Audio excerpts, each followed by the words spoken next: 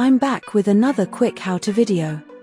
How to renew your Apple Developer Certificate and your app's provisioning profiles.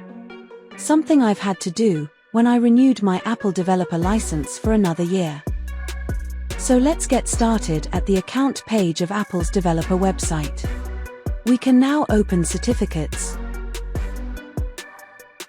Here, we have a convenient view of the expiry dates for all our certificates. We can do the same in profiles and see all the expiry dates. All of them are set to expire on the same date, the end of my developer license. These do not automatically renew when you renew your license. So let's get started renewing them ourselves. We first need to renew our distribution certificate. However, as you can tell, you can't actually renew your existing certificate. We will need to create a new certificate. We actually have two options on how to do this. The first option is to create a new certificate within the developer account. Then download it and double-click it to install it on your Mac. The second option is to just create it in Xcode.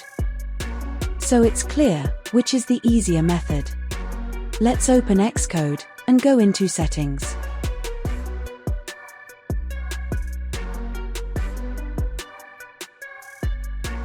Select your account, then your team, and let it sync with your developer account. Then you can click on Manage Certificates. Here you can see your active certificates. Although it's unfortunate that the expiration is not displayed. Which is why I started by visiting the developer website. So we know that we need to create the Apple Distribution Certificate. We do this by simply clicking on the plus button and selecting Apple Distribution. You are done creating your Apple Distribution Certificate. You can confirm this by refreshing your developer account. We see a new certificate now, with an expiration date next year. Now we can go into the profiles. Before we continue, there are a few things to note. Your personal workflow should determine when you update your profiles. Provisioning profiles do not affect apps that are already published on the App Store. They are only needed when uploading a new version with App Store Connect. The second thing to note is that there are two steps involved. You need to link the new distribution certificate to the provisioning profile. Then you need to download the profile and import it into your project. So you have three ways to maintain the profile of your apps. You can update, download, and import the profile for all your apps at the same time. Or you can update and download all the profiles, but only import them when needed. Finally, you only update, download, and import the profile when needed. There is a fourth option, which is to only update the profiles, but not download and import them. This really doesn't make sense, so should not be considered. For my personal workflow, option 3 makes the most sense.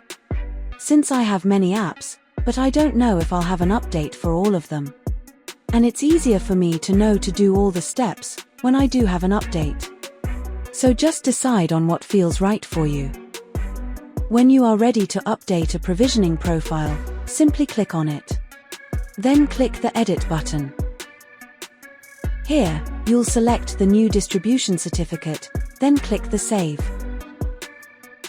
That's all it takes, and you're now done.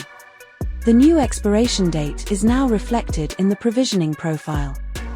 From here, you need only download and import the new profile, which I've covered in my previous video.